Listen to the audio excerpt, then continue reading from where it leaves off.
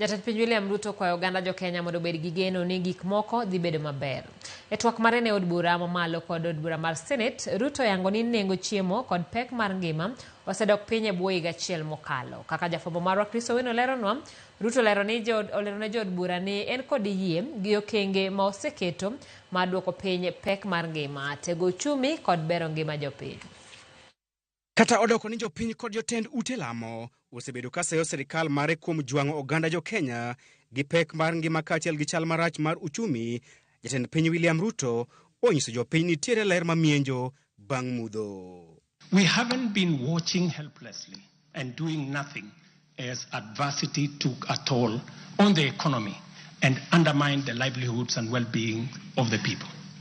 On the contrary, we have been working tirelessly to steer the country away from the brink of unprecedented economic collapse and onto a more promising trajectory.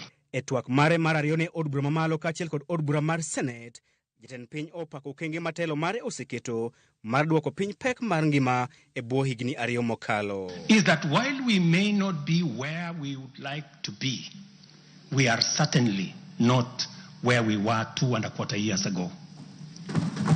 At the same time, the cost of living was substantially high, with prices of basic commodities beyond the reach of many households.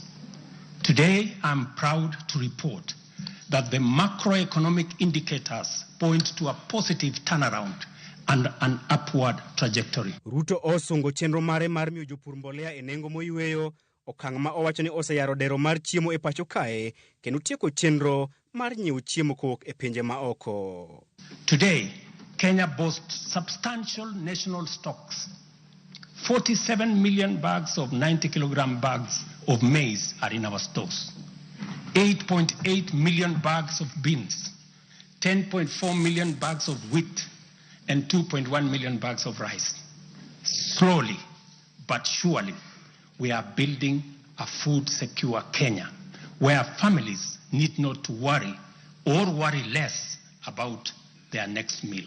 Ruto bende wacho ni okang' ma kamano oseduoko piny nengo mar chiemo e pacho kae. Inflation has declined dramatically from 9.6% in September 2022 to 2.7% in October this year, the lowest rate in 17 years. Ruto bende oyango ni okenge makamago osechiero sekta mar pur niang' e pacho kae, kendo singo ni higni mabiro piny Kenya dhi uso sukari ne pinje maoko.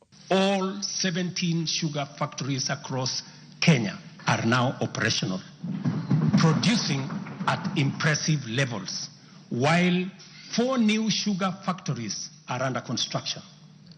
In July alone, domestic sugar production reached 84,000 metric tons, surpassing the national monthly consumption average of 40,000 metric tons. For the first time in recent history, Kenya is producing enough sugar to meet our local demand. E komachielo, Ruto oyango ni e bwo dweche bora mokalo, siling ma pacho kae osetegno ka ipimo kod dola mar piny Amerika, kowuok e siling 162 dwe mar ariyo higani nyaka siling 129 e dwe mar 11.